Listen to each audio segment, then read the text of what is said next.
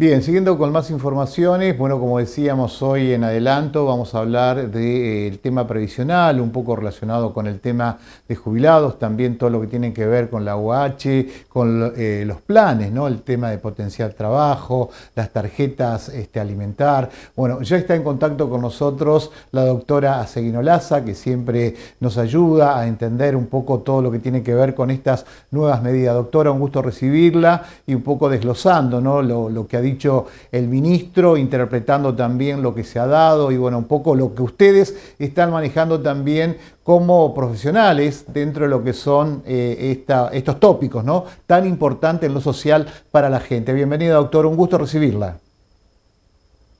Hola, ¿cómo está? ¿Cómo les va a todos ustedes? Bien. Bueno, ahí preguntábamos un poquito entonces con el tema de la asignación universal, qué va a pasar con esto, cómo se está reestructurando, doctora.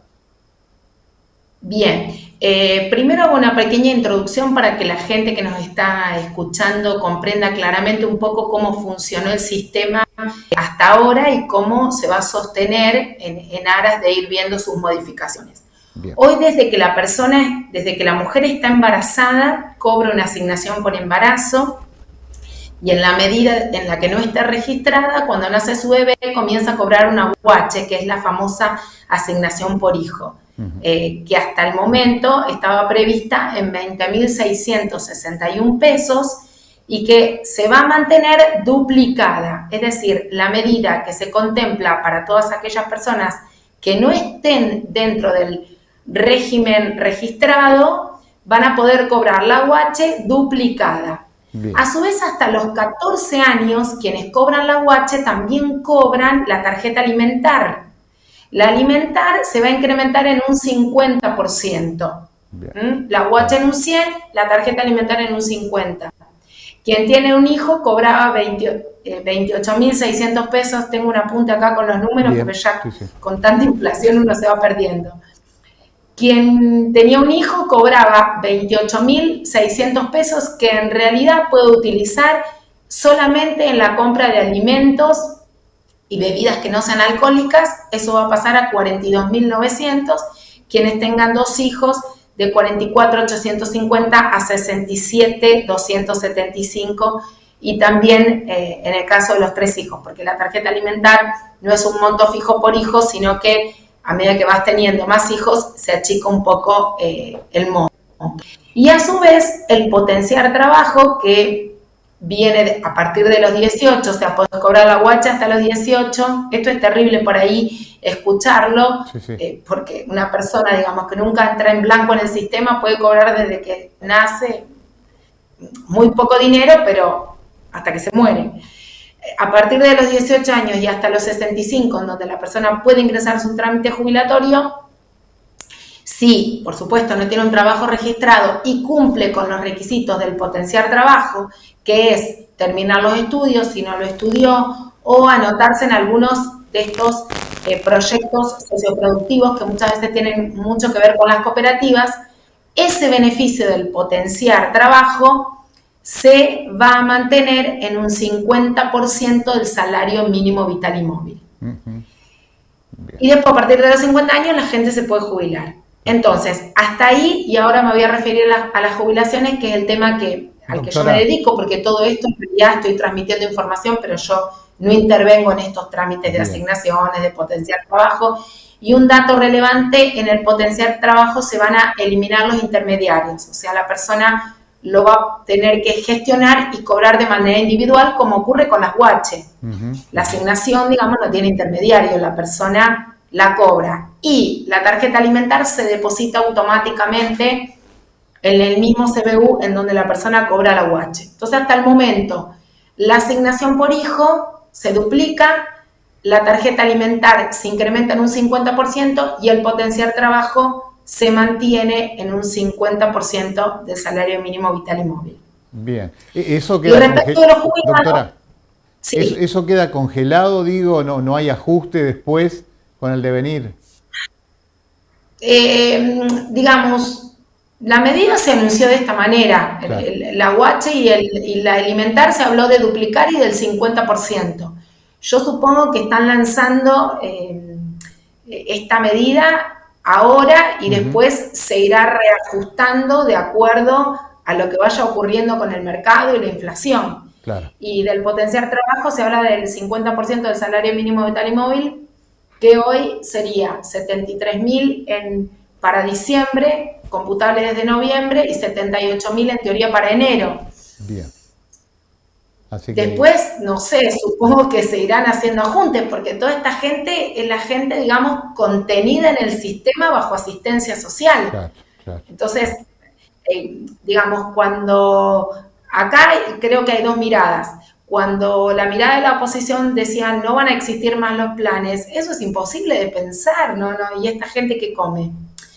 Por supuesto, hay otra mirada. A lo mejor se duplica la asignación, pero la inflación es más que el doble. Bueno, supongo que en este transitar lo que se irá buscando es que toda esta gente empiece a entrar en el sistema, claro, y no necesite más de la UH y de la tarjeta alimentaria. Pero bueno, estamos a 5 o 6 días de haber asumido. Entonces, digamos, supongo que se apunta, supongo, no lo sé, yo simplemente claro, anuncio la información que tengo.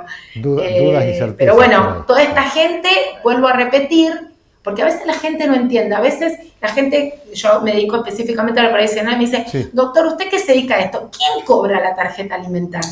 Y la gente lo sabe, no entiende quién la cobra, quién no. Bueno, todo esto lo cobra la gente que está dentro del régimen informal, ¿sí? Que ni la madre ni el padre tienen un empleo en blanco. Perfecto. Y a su vez, quienes tengan monotributo social y las trabajadoras del servicio doméstico también lo pueden cobrar. Esto es importante porque muchas veces hay mujeres que dicen, no me anote porque pierdo la UH. No la pierden, también la pueden cobrar.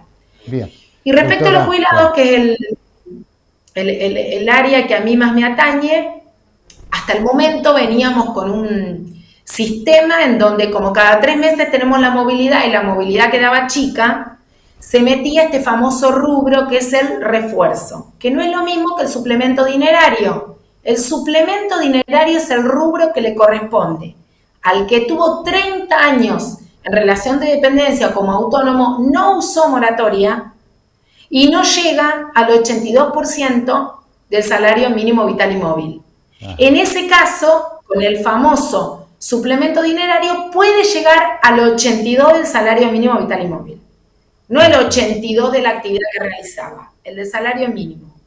Ahora, el refuerzo económico o el famoso bono, que este mes es de 55.000 pesos a quienes cobran un haber mínimo, es un rubro que se creó, digamos, para que la persona termine acompañando a la inflación, porque la movilidad es muy por debajo del monto de la inflación. Entonces hoy tenemos un monto de jubilación mínima de 105.712 pesos para diciembre, pero con un refuerzo del 55.000.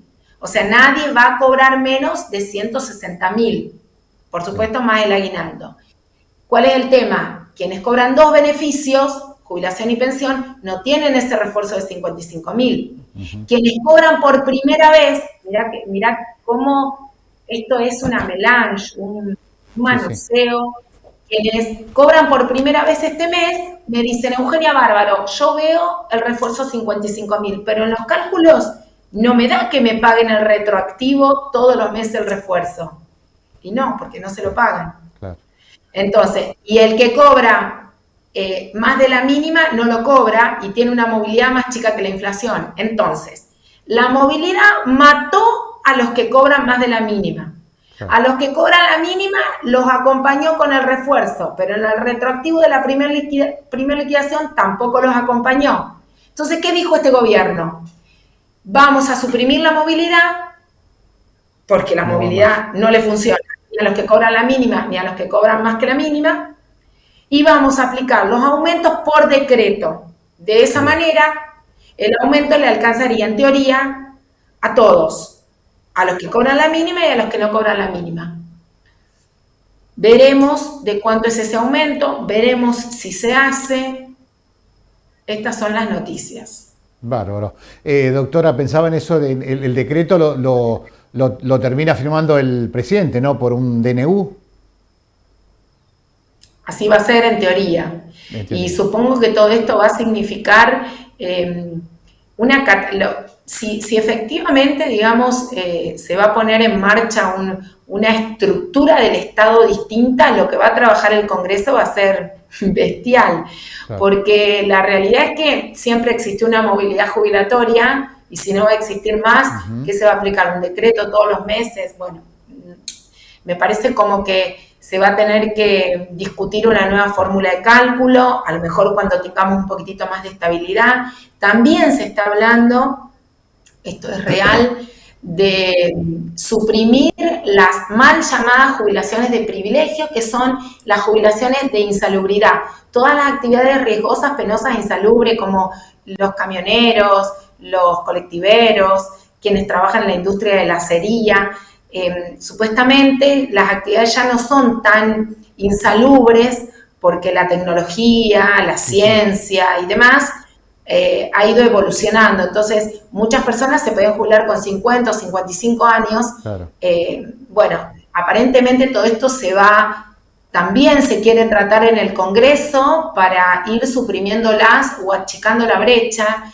Y yo no sé hasta qué punto también no se van a igualar los hombres a las mujeres y no se va a subir las mujeres a los 65. Es decir, mientras se va buscando estabilidad, yo creo que si esa estabilidad se va logrando, todo el sistema previsional va a ir también sufriendo algunas modificaciones. Ni hablar esta moratoria, recién me llamaban de una radio y me decían, la gente llama preocupada que van a derogar la moratoria. Yo no creo que una moratoria que hoy es ley se derogue, me parece que no, que a tanto no se va a llegar, pero sí es cierto que tiene vigencia hasta marzo del 2025. Claro. Y que marzo del 2024 es mañana y marzo del 2025 es dentro de un año. Entonces, no sé qué va a pasar con eso. Preguntarte, digo, con el sistema jubilatorio, ¿es utópico pensar en las AFJP otra vez, como fue en un tiempo?